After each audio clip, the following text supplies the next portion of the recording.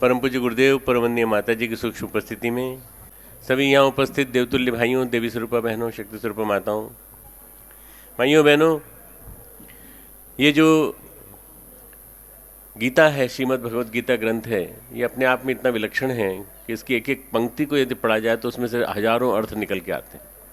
कोई कुछ बिरले ही होते हैं जो उसकी पूरी गीता को पूरी समझ पाते हैं। गुरु की कृपा ना हो तो आप गीता को समझ भी नहीं सकते। आप गुरु की गीता को आप केवल एक ऐसा ग्रंथ मान बैठेंगे जिसमें अर्जुन श्री कृष्ण से कुछ मांग रहा है, श्री कृष्ण अर्जुन को डांट रहे हैं और उसके बाद श्री कृष्ण अर्जुन से ये कहते हैं कि तू लड़, वो ये लड़ने लगता है। बस इतना ही समझ में आता है, जबकि इस गीता में सब कुछ समाया पड़ा है। मैंने इसी गीता का एक श्लोक सवेरे लिया था और आपको सुनाया था, कुछ बताया था मैंने आपको, योगस्थ कुरु कर्माणि। परंतु इसके बाद आगे चलते हैं, जब भगवान 7वें अध्याय में आते हैं। 7वां अध्याय भक्ति योग की शुरुआत है। भक्ति योग की शुरुआत है तो वो कहते हैं, मनुष्यानाम सहस्त्रेषु कश्चित् यतति सिद्धये। मनुष्यों में हजारों लाखों लोगों में से कुछ लोग ऐसे होते हैं जो उस सिद्धि को प्राप्त कर पाते हैं कि मेरे पास आ पाते हैं। मनुष्यानाम सहस्त्रेषु कश्चित् यतति सिद्धये यततामपि सिद्धानाम कश्चिन् माम वेत्ति तत्वतः। उन सिद्ध पुरुषों में भी कुछ ऐसे ही होते हैं जो मुझे तत्व से जान पाते हैं। भगवान को तत्व से जानना क्या है? भगवान के रहस्य को पहचानना।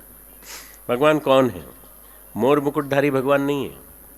भगवान केवल एक विष पीने वाला, हलाहल पीने वाला, कंठ में धारण करने वाला भगवान शिव नहीं है। भगवान इससे भी ऊंची चीज़ है। परमात्मा जो है वो सबसे बड़ी चीज़ है जो इस सारी सृष्टि के बैलेंस को बनाए हुए है, संतुलन को बनाए हुए है, इकोलॉजिकल सिस्टम को बनाए हुए हैं। आपके और हमारे अंदर मौजूद है। ममेव अंशो जीव लोके जीव भूत सनातन। मेरा ही एक अंश मनुष्य लोक में, मनुष्य के अंदर बैठा हुआ है और वही अंदर बैठ करके ज्योतित हो रहा है। ज्योतिषामपि त्यज ज्योति तमसः परमुच्यते। ज्योतियों में भी परम ज्योति वो उसके अंदर मौजूद है। तो क्या है ये ज्योति? ये चिंगारी है। ये चिंगारी है जो हम सब के अंदर मौजूद है आत्मा के रूप में। हम क्यों नहीं पहचान पाते इसको? आखिर क्यों नहीं जान पाते?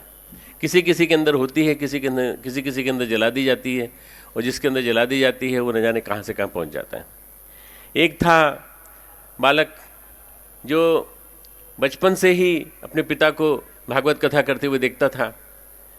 एक वो बालक गांव में जन्मा, और गांव में जन्मा उसने देखा कि पिताजी हाथी की सवारी पे करके आते हैं, और जब भी आते हैं बहुत सारा भेंट भी आती, चढ़ावा भी आता है। और बार बार वो कहते थे जल्दी से थोड़ा सा पढ़ ले, व्याकरण और शास्त्रों के ग्रंथ पास पढ़ाई कर ले तो तू भी मेरी तरह से भागवत करना। भागवत करेगा तो भागवत से तेरे को खूब पैसा मिलेगा। और ये जो मैंने इतना बड़ा मकान बनाया है, इतनी बड़ी कोठी बनाई है, इतना बड़ा जो हवेली बनाई है, इस हवेली में तू स्थान करना, निवास करना। उस बालक ने कहा कि नहीं पिताजी, मैं इस काम के लिए नहीं आया, मैं किसी और काम के लिए आया हूँ। क्योंकि वो जानता था कि अंदर की ज्योति कुछ और कह रही है, अंदर की ज्योति कुछ और कह रही है। पिताजी की आज्ञा न मानकर उसने सबसे पहले एक ब्राह्मण होते हुए भी एक अछूत माता जी को, जो वहाँ की उस गांव की महिला थी, छपको, उसकी सेवा की। बीमारी थी, चारों शरीर में चारों तरफ घाव हो गए थे, उन घावों की देखरेख की। जब लौट के आए तो लौट के आने के बाद उनके ऊपर ढेरों लीटर गंगा जल छिड़क दिया गया कि पवित्र हो जाएं ये, क्योंकि हरिजन को छू के आए हैं। कितनी अजीब सोच थी उस जमाने में। तो पिताजी ने कहा कि बेटा तू अब आज के बाद मत जाना कभी। बेटे ने कहा पिताजी आप और पानी मंगा के रखिएगा, मैं रोज़ जाऊंगा, रोज़ जब तक उसका घाव नहीं भर जाता तब तक मैं घाव भरता रहूँगा, और जब तक वो ठीक नहीं हो जाती तब तक मैं बराबर जाऊँगा। गंगा जल और मंगा लीजिए, अपने यहाँ से गंगा जल बहुत पास है, आप गंगा जल मंगा के रख लीजिए। ये जवाब वही दे सकता था जिसके अंदर चिंगारी जल रही हो, निरंतर सतत चिंगारी। और वो जल रही है बचपन से ही, जब से वो पैदा हुआ तब से जल रही है, परंतु उस ज्योति को उसने पहचान लिया था। मनुष्यानाम सहस्त्रेषु कश्चित् यतति सिद्धये।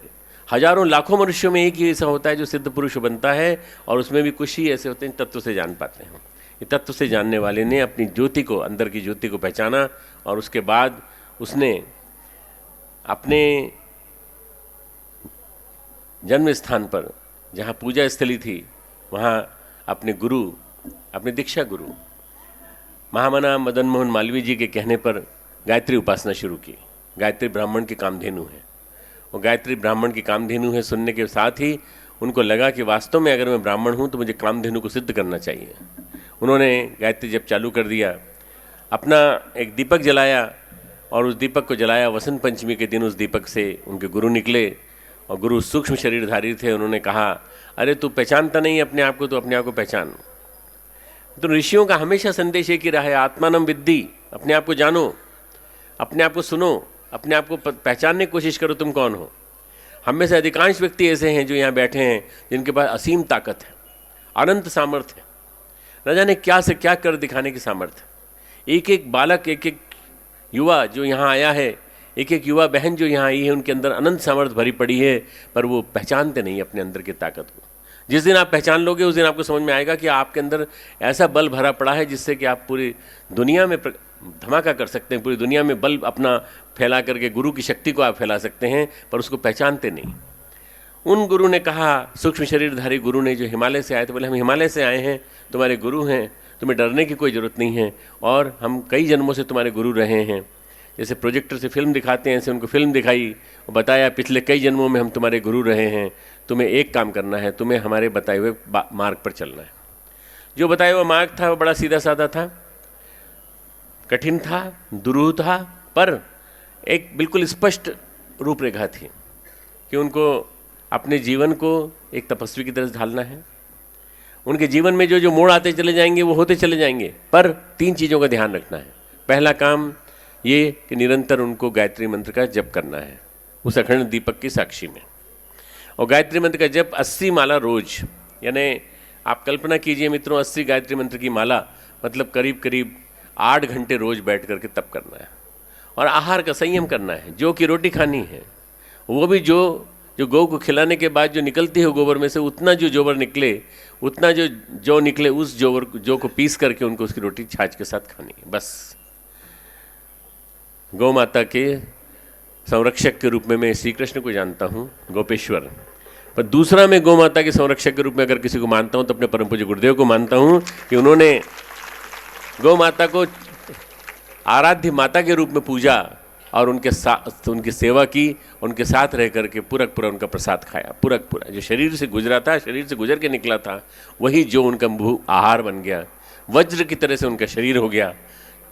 जब वो 1949 में जब उनका अनुष्ठान समाप्त हुआ तो मित्रों उनके गुरु ने सूक्ष्म रूप में उनको सलाह दी कि तुम 3 साल और कर लो, 3 साल और कर लो, क्योंकि तुम जेल भी गए हो बीच में, तो इसकी तुम्हारी पूर्ति भी हो जाएगी, और उसके बाद फिर तुम गायत्री साधना को जन जन के बीच में पहुँचाओ। गायत्री साधना सबसे पहला काम।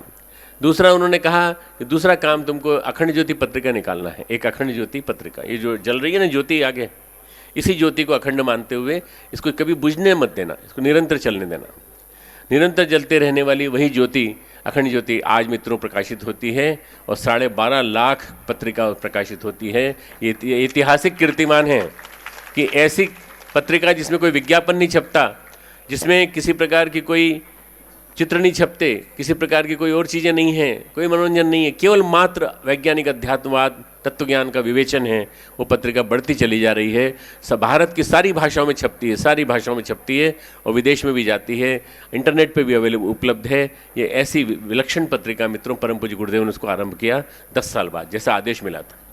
तीसरा उन्होंने संदेश ये दिया मित्रों कि इसके साथ साथ तुमको एक काम और करना है, भारत के स्वतंत्रता संग्राम में तुमको भागीदारी करनी है, और भारत के स्वतंत्रता संग्राम में भागीदारी करके तुमको विभिन्न महापुरुषों से मिलकर अपनी दिशा धारा तय करनी है। समय समय पर हम बताते रहेंगे, हम हिमालय से आते रहेंगे, तुमको बताते रहेंगे, और जब जरूरत पड़ेगी तुमको हिमालय बुला लेंगे। गुरुदेव 4 बार हिमालय गए 1-1 वर्ष के लिए, और 4 बार हिमालय गए, चारों बार अपने गुरु से शक्ति लेकर के आए।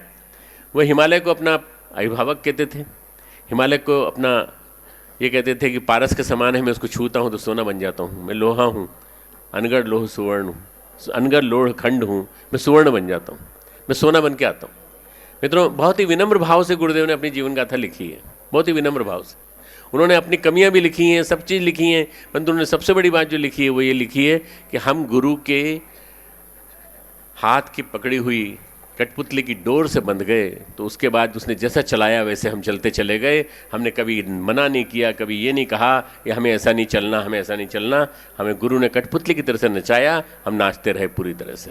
भगवान कृष्ण अर्जुन से कि जिसकी मनोकामनाएं स्वतः झड़ती चली जाती हैं, कामनाएं वासनाएं स्वतः झड़ती चली, कोई और बीच में कोई आता ही नहीं है। प्रजहाति यदा कामान सर्वान पार्थ मनोगतः आत्मन्येव आत्मनः तुष्टः। आत्मा जो आत्मा में मन में संतुष्ट होता है, स्थित प्रज्ञ तो दोचते, उस आदमी को स्थित प्रज्ञ कहा जाता है।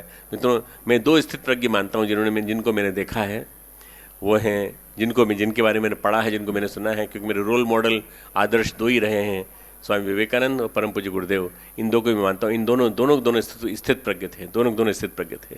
और दोनों स्थित प्रज्ञ होने के नाते अपने आप अपने अंदर वो आग जला सके जिसके माध्यम से इतना बड़ा काम कर सके। आप भी अपने अंदर आग जलाएंगे तो मित्रों आपके जिला, मोहल्ले, आपके प्रांत, आपके संगठन, आपके संग, आपका सतीन सचार, आपका युवा संगठन, सब जगह आग लग जाएगी। और वो आग ऐसी लगेगी कि देखते देखते मित्रों परिवर्तन चारों तरफ होता दिखाई पड़ेगा।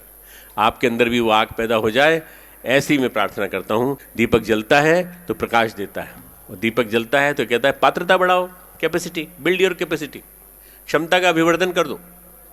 दीपक कहता है जितना गहरा होगे उतने ही तुम्हारे अंदर घी तेल आएगा।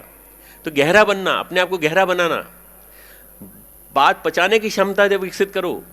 किसी की भी कही हुई बात को तुम इधर उधर फैला देते हो, इसके बजाय पचाना शुरू करो। मित्रों, मेरे पास लाखों व्यक्ति लाख तरह की बुराइयां लोगों की लेके आते हैं, मैं पचा जाता हूँ, अंदर ही अंदर पचा जाता हूँ। उसको फैलाता नहीं हूँ मैं, बुराइयों को नहीं फैलाना। क्षमता अपनी इतनी गहरी करो, अपने पात्र को इतना गहरा करो कि आपके अंदर वो आकर के बैठ जाए, और वो जो अंदर जो स्नेह का जो घृत भरा पड़ा है, वो स्नेह का घृत जो है वो आपकी बाती को निरंतर प्रखर बनाए रखे। ये बाती ही वो आत्मा की बाती है। ज्योतिषमापि तज्ज्योति तमसः परमुच्यते, उसको परम उच्च श्रेणी में कहा गया है।